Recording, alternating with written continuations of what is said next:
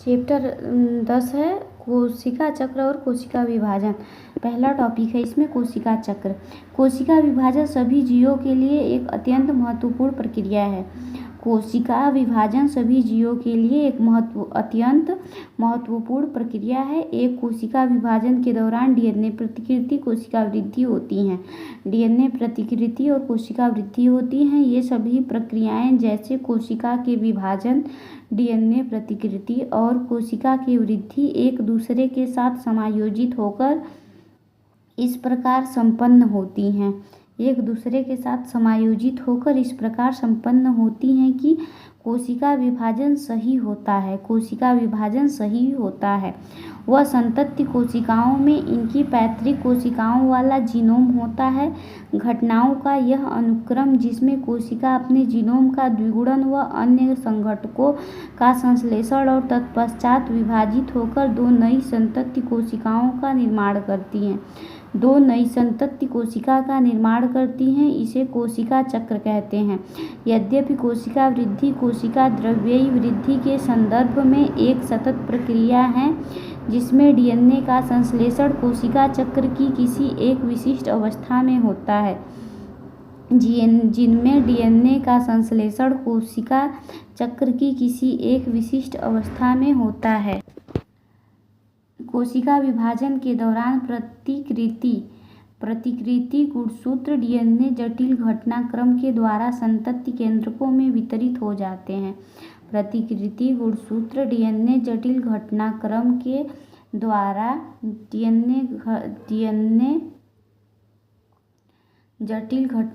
के द्वारा संतति केंद्रकों में वितरित हो जाते हैं। ये सारी घटनाएं आनुवंशिक नियंत्रण के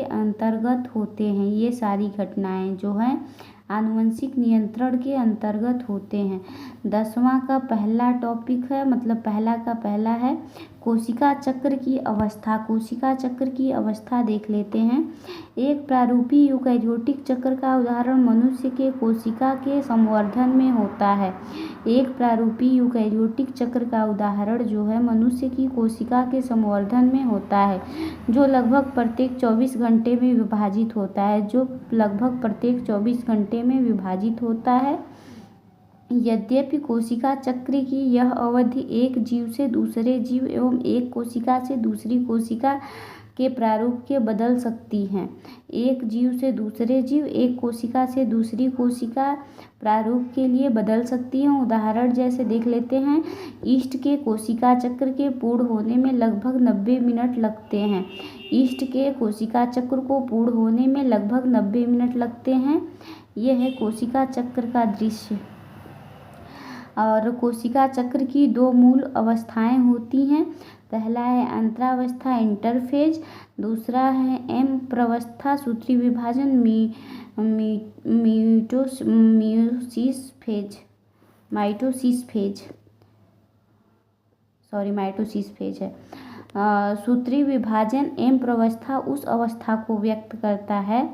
दूसरा नंबर वाला जो एम प्रवस्था है वो उस अवस्था को व्यक्त करता है जिसमें वास्तव में कोशिका विभाजन या समसूत्री विभाजन होता है। यम प्रवस्था दूसरा वाला में यम प्रवस्था है। यम प्रवस्था में कोशिका विभाजन और समसूत्री विभाजन दोनों होता है। पहला है अंतरावस्था। अंतरावस्था को देख लेते हैं। अंतरावस्था दो क्रमिक यम प्रवस्थाओं के बीच की प्रावस्था को व्यक्त करता है। यह ध्यान देने योग्य महत्व की बात है कि मनुष्य की कोशिका की औसतन अवधि 24 घंटे की कोशिका चक्र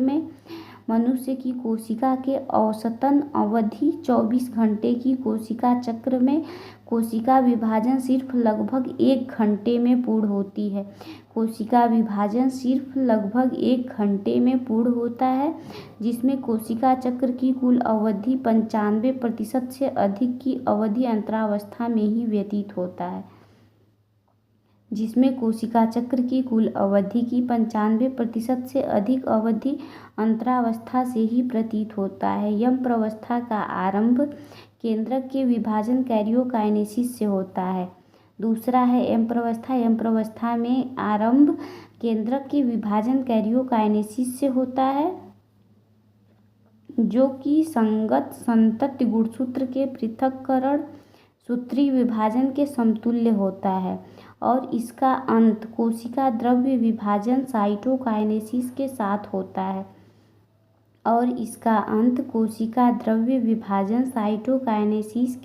होता है अंतरावस्था को विश्राम अवस्था भी कहते हैं यह वह प्रवस्था है जिसमें कोशिका विभाजन के लिए तैयार होती है तथा इस दौरान क्रमबद्ध तरीके से कोशिका वृद्धि व डीएनए का प्रतिलिपिकरण दोनों होते हैं। इस दौरान क्रमबद्ध तरीके से कोशिका की वृद्धि व डीएनए का प्रतिकृतिकरण होता है। अंतरावस्था को 3 प्रवस्थाओं में विभाजित किया गया। पहला है पश्च सूत्रीय अंतरकाल प्रवस्था जीवन फेज, दूसरा है संश्लेषण प्रवस्था यस फेज, तीसरा है पूर्वी सूत्रीय विभाजन अंतरकाल प्रवस्था G2 फेज। तो पहला नंबर पश्च सूत्रीय अंतरकाल प्रवस्था जीवन फेज। पहला नंबर में देख लेते हैं समसूत्रीय विभाजन एवं डीएनए प्रतिकृति के बीच में अंतराल को प्रदर्शित करते हैं। समसूत्रीय विभाजन एवं डीएनए प्रतिलिपिकरण मतलब प्रतिकृतिकरण। समसूत्रीय विभाजन एवं डीएनए प्रतिकृतिकरण के बीच अंतराल को प्रदर्शित करते हैं। जीवन प्रवस्था में कोशिका उपापचयी रूप से सक्रिय होती हैं। जीवन प्रवस्था में कोशिका जो होती हैं उपापचयी रूप से सक्रिय होती हैं, लगातार वृद्धि करती रहती हैं, परंतु इसका डीएनए प्रतिकृति नहीं होता। जीवन फेज में डीएनए प्रतिकृति नहीं होता और कोशिका उपापचयी रूप में सक्रिय होता है और लगातार वृद्धि करता रहता है और डीएनए प्रतिकृति नहीं होता है। यस फेज दूसरा नंबर है यस फेज या संश्लेषण प्रवस्था के दौरान डीएनए का निर्माण एवं इनकी प्रतिकृति होती है। जीवन फेज में नहीं होता है और यस फेज में डीएनए का निर्माण इसकी प्रतिकृति होती है। इस दौरान डीएनए की मात्रा जो होती है दोगुनी हो जाती है। यस फेज में डीएनए की जो मात्रा होती है दोगुनी हो जाती है। डीएनए की प्रारंभिक मात्रा 2 कार्बन से चिन्हित किया जाए तो यह बढ़कर 4 कार्बन हो जाती हैं। यद्यपि गुणसूत्र की संख्या में कोई वृद्धि नहीं होती है और जीवन प्रवस्था में कोशिका द्विगुणित हैं या 2n गुणसूत्र हैं। जीवन फेज में प्रवस्था कोशिका द्विगुणित हैं या 2n गुणसूत्र हैं। यस प्रवस्था के बाद भी इसकी संख्या वही रहती है और जो जीवन अवस्था में थी अर्थात 2n होगी। प्राणी कोशिका में यस प्रवस्था के दौरान केंद्रक में डीएनए के जैसे ही प्रतिकृतिकरण प्रारंभ होता है। प्राणी कोशिका में यस प्रवस्था के दौरान केंद्रक में डीएनए के जैसे ही प्रतिलिपिकरण प्रारंभ होता है, वैसे ही तारक केंद्र का कोशिका द्रव्य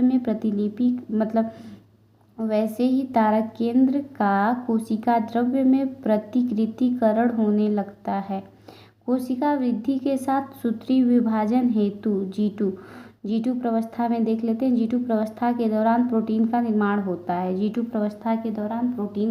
होता है। प्रौढ़ प्राणियों में कुछ कोशिकाएं विभाजित नहीं होती जैसे हृदय कोशिका और अनेक दूसरी कोशिकाएं यदा कदा विभाजित होती हैं और पौध प्राणियों में कुछ कोशिकाएं विभाजित नहीं होती जैसे हृदय की कोशिका और अनेक दूसरी कोशिकाएं यदा कदा विभाजित होती हैं। ऐसा तभी होता है जब क्षतिग्रस्त या मृत कोशिकाओं को बदलने की आवश्यकता होती है। ये कोशिकाएं जो आगे विभाजित नहीं होती हैं जीवन अवस्था से निकलकर निष्क्रिय अवस्था में पहुंचती हैं जिसे कोशिका चक्र की शांत अवस्था G0 कहते हैं। जीवन अवस्था से निकलकर निष्क्रिय अवस्था में पहुंचती है जिसे कोशिका चक्र की शांत अवस्था G0 कहते हैं। इस अवस्था की कोशिका उपापचयी रूप से सक्रिय होती है लेकिन यह विभाजित नहीं होती है। इनका विभाजन जीव की आवश्यकता के अनुसार होता है। प्राणियों में सूत्रीय विभाजन केवल द्विगुणित कायी कोशिकाओं में ही दिखाई देती है। प्राणी में सूत्रीय विभाजन जो होता है केवल द्विगुणित कायी कोशिकाओं में ही दिखाई देती है। इसके विपरीत पादपों में सूत्री विभाजन अगुणित द्विगुणित दोनों कोशिकाओं में दिखाई देती है। इसके विपरीत पादपों में क्या होता है, सूत्री विभाजन अगुणित द्विगुणित दोनों कोशिकाओं में दिखाई देते हैं। पादपों में पीढ़ी एकांतरण के उदाहरण को याद करते हुए पादप जातियां और अवस्थाओं की पहचान करें जिनमें अगुणित कोशिकाओं में सूत्री विभाजन दिखाई पड़ता है। दूसरा पॉइंट है सूत्री विभाजन अवस्था, यम प्रावस्था। यह कोशिका चक्र की सर्वाधिक नाटकीय अवस्था, यम प्रावस्था जो होता है कोशिका चक्र का सर्वाधिक नाटकीय अवस्था है जिसमें कोशिका के सभी घटकों को वृहद पुनर्गठन होता है। जनक व संतति कोशिका में गुणसूत्रों की संख्या बराबर होती है, इसलिए इसे समविभाजन कहते हैं। सुविधा के लिए सूत्री विभाजन केंद्रक विभाजन को 4 अवस्थाओं में विभाजित किया गया है। कैरियोकाइनेसिस। यहाँ यह समझ लेना आवश्यक है कि कोशिका विभाजन एक प्रगतिशील प्रक्रिया है और इनकी विभिन्न अवस्थाओं के बीच स्पष्ट रूप से विभाजन करना मुश्किल है। कैरियोकाइनेसिस को 4 अवस्थाओं में विभाजित किया गया है। पूर्वाफेज, प्रोफेज, मध्याफेज मतलब पूर्वावस्था प्रोफेज, मध्यावस्था मेटाफेज, पश्चावस्था एनाफेज, अंत्यावस्था टेलोफेज। पहला पॉइंट है पूर्वावस्था देख लेते हैं। पूर्वावस्था अंतरावस्था की यस व G2 अवस्था के बाद पूर्वावस्था कैरियोकाइनेसिस का पहला पड़ाव है। यस व G2 अवस्था में डीएनए के लिए नए सूत्र बन तो जाते हैं लेकिन आपस में गुथे होने के कारण स्पष्ट नहीं होते। गुणसूत्रीय पदार्थ के संघनन का प्रारंभ ही पूर्वावस्था की पहचान है। गुणसूत्रीय संघनन की प्रक्रिया के दौरान ही गुणसूत्रीय द्रव्य स्पष्ट होने लगते हैं। तारक केंद्र व तारक काय व तारक केंद्र जिसका अंतरावस्था यस प्रावस्था के दौरान ही द्विगुणन हुआ है, अब कोशिका के विपरीत ध्रुवों की ओर चलना प्रारंभ कर देता है। पूर्वावस्था के पूर्ण होने के दौरान जो महत्वपूर्ण घटनाएं होती हैं उनकी निम्न विशेषताएं हैं। गुणसूत्रीय द्रव्य संघनित होकर ठोस गुणसूत्र बन जाता है। गुणसूत्र 2 अर्ध गुणसूत्रों से बना होता है जो आपस में सेंट्रोमियर से जुड़े होते हैं। अंतरावस्था के समय जिस तारक काय का द्विगुण हुआ है वह कोशिका में विपरीत ध्रुव की ओर जाने लगते हैं। प्रत्येक तारक काय सूक्ष्म नलिकाओं को विकिरित करता है जिसे तारक एस्टर कहते हैं। ये तंतु व तारक मिलकर समसूत्री विभाजन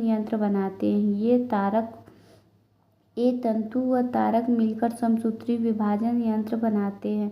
पूर्वावस्था के अंत में यदि कोशिका को सूक्ष्मदर्शी से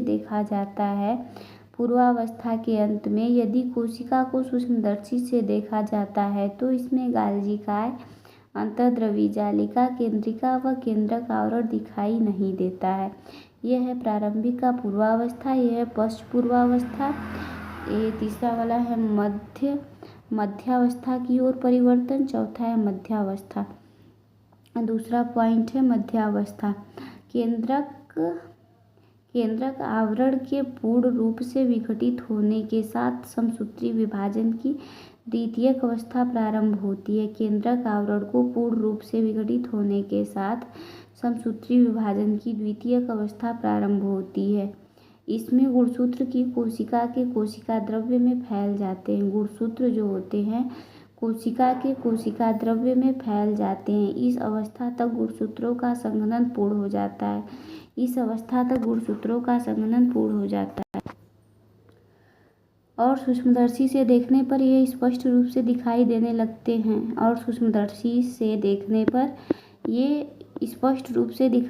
लगते हैं। यही वह अवस्था है जब गुणसूत्रों की आकृति का अध्ययन बहुत ही सरल तरीके से किया जा सकता है। मध्यावस्था गुणसूत्र 2 संतति अर्ध गुणसूत्रों से बना होता है। मध्यावस्था गुणसूत्र दो संतत्य अर्ध गुणसूत्रों से बना होता है जो आपस में गुणसूत्र बिंदु से जुड़े होते हैं। गुणसूत्र बिंदु के सतह पर एक छोटा बिंबाकार की संरचना मिलती है। गुणसूत्र के सतह पर एक छोटा बिंबाकार की संरचना मिलती है जिसे काइनेटोकोर कहते हैं। सूक्ष्म नलिकाओं से बने हुए तर्कु तंतु के जोड़ने का स्थान ये संरचनाएं काइनेटोकोर है।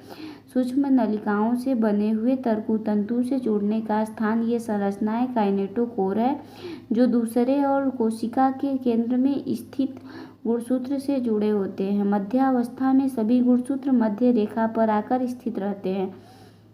प्रत्येक गुणसूत्र का एक अर्ध गुणसूत्र एक ध्रुव से तर्कु तंतु द्वारा अपने काइनेटोकोर के द्वारा जुड़ जाता है। वहीं इसका संतति अर्ध गुणसूत्र तर्कु तंतु द्वारा अपने काइनेटोकोर से विपरीत ध्रुव से जुड़ा होता है। मध्यावस्था में जिस तल पर गुणसूत्र पंक्तिबद्ध हो जाते हैं उसे मध्यावस्था पट्टिका कहते हैं। इस अवस्था की मुख्य विशेषता निम्नवत है। तर्कु तंतु गुणसूत्र के काइनेटोकोर से जुड़े होते हैं। तर्कु तंतु के गुणसूत्र जो होते हैं वो काइनेटोकोर से जुड़े होते हैं। गुणसूत्र मध्य रेखा की ओर जाकर मध्यावस्था पट्टिका पर पंक्तिबद्ध होकर ध्रुवों से तर्कु तंतु से जुड़ जाते हैं। गुणसूत्र मध्य रेखा की ओर जाकर मध्यावस्था पट्टिका पर पंक्तिबद्ध होकर ध्रुवों की तर्कु तंतु से जुड़ जाते हैं। तीसरा है पश्चावस्था। पश्चावस्था का प्रारंभ मध्यावस्था पट्टिका पर आए प्रत्येक गुणसूत्र एक साथ अलग होने लगते हैं। इसे संतति अर्ध गुणसूत्र कहते हैं जो कोशिका विभाजन के बाद बनने वाले नए संतति केंद्रक का गुणसूत्र बनेंगे। वे विपरीत ध्रुवों की ओर जाने लगते हैं। जब प्रत्येक गुणसूत्र मध्यांश पट्टिका में काफ़ी दूर जाने लगता है तब प्रत्येक का गुणसूत्र ध्रुवों की ओर होता है जो गुणसूत्रों की ध्रुवों की ओर जाने का नेतृत्व करते हैं। साथ ही गुणसूत्र की भुजाएं पीछे आती हैं। पश्चावस्था की निम्न विशेषताएं हैं। गुणसूत्र बिंदु विखंडित होते हैं और अर्ध गुणसूत्र अलग होने लगते हैं। अर्ध गुणसूत्र विपरीत ध्रुवों की ओर जाने लगते हैं। चौथा पॉइंट है अंतरावस्था। सूत्रीय विभाजन की अंतिम अवस्था के प्रारंभ में अंतरावस्था गुणसूत्र जो क्रमानुसार अपने ध्रुवों पर चले गए हैं असंघनित होकर अपनी संपूर्णता को खो देता है। एकल गुणसूत्र दिखाई नहीं देता है। वह अर्ध गुणसूत्र द्रव्य दोनों ध्रुवों की तरफ एक समूह के रूप में एकत्रित हो जाते हैं। इस अवस्था की मुख्य घटनाएं निम्नवत हैं। पहला पॉइंट है गुणसूत्र विपरीत ध्रुवों की ओर एकत्रित हो जाते हैं और इसकी पृथक पहचान समाप्त हो जाती है। दूसरा है गुणसूत्र समूह के चारों तरफ केंद्रक झिल्ली का निर्माण होता है। तीसरा है केंद्रिका गाल्जिकाएं व अंतर्द्रवी जालिका का पुनर्निर्माण हो जाता है। ये पश्चावस्था है, ये अंतावस्था है।